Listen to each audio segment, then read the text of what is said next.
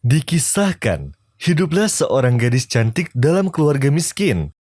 Ia selalu taat kepada Allah dan mengabdikan diri dalam mencari ridhonya serta selalu berdoa agar Allah mengangkat kemiskinannya. Juga agar Allah selalu memberinya kesabaran. Pada suatu waktu, datanglah seorang pemuda yang kaya raya, lalu berbincang dengan ayahnya. Sang ayah akhirnya tahu bahwa si pemuda tersebut jarang sholat. Ia juga berselisih dengan saudaranya dalam hal warisan. Dan juga ia sangat pelit. Walau demikian, pemuda itu berhasil untuk meyakinkan sang gadis dengan iming-iming harta, juga bahwa nanti si gadis akan merubahnya menjadi lebih baik, karena kuatnya iman serta agamanya sang gadis, ditambah juga dia terbiasa dengan bersabar.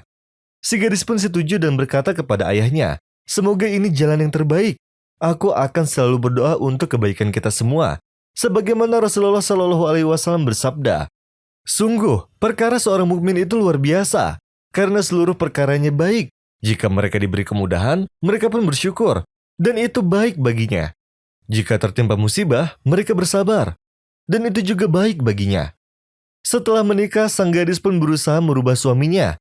Tak jarang ia menasihatinya agar menjaga sholat dan menjauhi maksiat, juga memberikan hak-hak saudaranya. Tetapi setiap kali ia menasihatinya, sang suami justru memukul dan mengejeknya. Sang gadis pun selalu bersabar dan berdoa agar Allah memberinya hidayah. Setelah beberapa bulan pernikahan mereka, sang suami mengabarkan istrinya bahwa ia akan pergi selama 2 hari karena pekerjaan. Kemudian sang istri menghubungi ibunya setelah dia merasakan sakit. Ibunya pun datang bersama seorang dokter dan ternyata sang istri sedang hamil. Sang istri pun sangat bahagia dan bersyukur atas karunia Allah. Dia pun berharap semoga kabar baik ini dapat mengubah suaminya agar lebih giat dalam beribadah. Lalu mengatakan ke ibunya untuk tidak memberitahu siapapun sampai ia bisa mengejutkan suaminya saat ia pulang. Saat suaminya pergi, sang istri diam-diam menghubungi saudara-saudara suaminya dan mengatakan agar mereka mengabaikan urusan yang pernah terjadi antara mereka dan suaminya, juga memberitahu mereka bahwa ia akan memberikan hak-hak mereka, lalu mengajak mereka untuk berkumpul di rumahnya saat suaminya pulang nanti. 2 hari pun berlalu. Sang suami pun pulang dan memanggil istrinya di saat istrinya sedang sholat maghrib. 5 menit pun berlalu, sang istri baru mendatanginya sambil senyum-senyum untuk mengabarkan kabar bahagia. Tetapi sang suami malah memukulnya tanpa sebab. Istrinya pun langsung pingsan dan jatuh ke lantai. Suaminya pun mengira bahwa istrinya telah mati, dan dia pun bingung harus berbuat apa. Saat kebingungan, tiba-tiba ia dikejutkan oleh kedatangan saudara-saudaranya yang membawa hadiah dan mengatakan padanya bahwa tuntutan mereka padanya telah dicabut. Mereka pun menanyakan istrinya. Kemudian sang suami menangis dan berkata, "Aku telah kehilangan seorang istri soleha yang tak ternilai." Saudara-saudaranya pun terkejut saat melihat istrinya tergeletak di lantai. Tetapi sang kakak justru malah senyum-senyum sambil memberikan minyak kayu putih pada istrinya. Setelah sang istri terbangun, ia pun tersenyum lalu berkata pada semuanya, "Aku pingsan karena aku hamil. Aku sedang ada di masa-masa awal kehamilanku."